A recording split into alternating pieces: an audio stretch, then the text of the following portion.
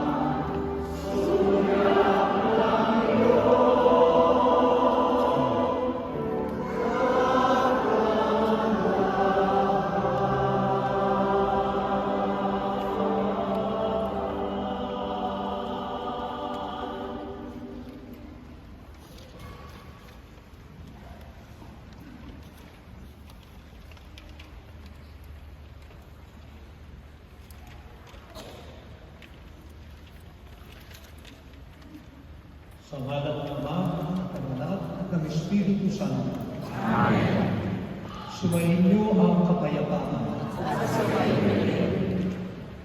Mga kapatid, tayo po ay magpasalamat sa Diyos na siyang nagtipon sa atin bilang isang sambayanan sa araw na ito.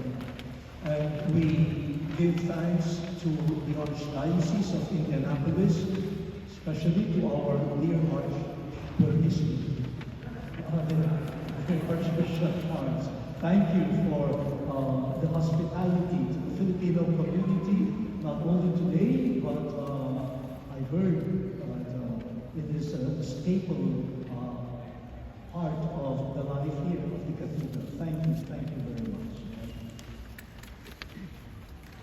Sige lang.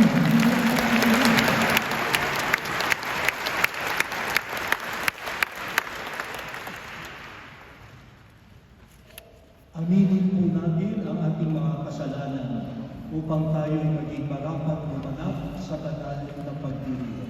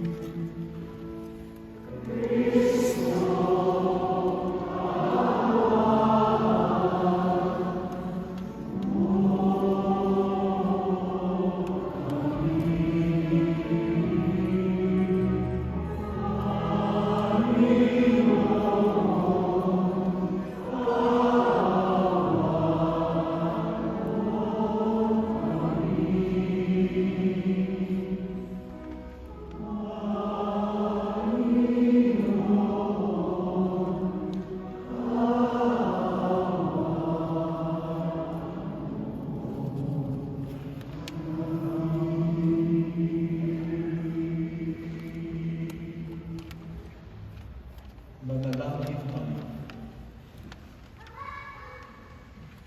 Manaming makapangyarihan, ginawaran mo ang hari si San Camilo ng natatanging kagandahang ulit mo para nilapin at pagmanasakitan ang mga may sakit.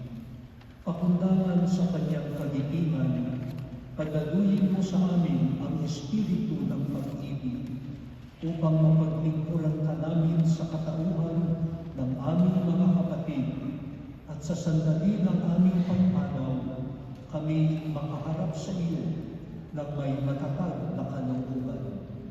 Sa pamamagitan ni Jesucristo, kasama ng Espiritu Santo, magpasawalang hanggan.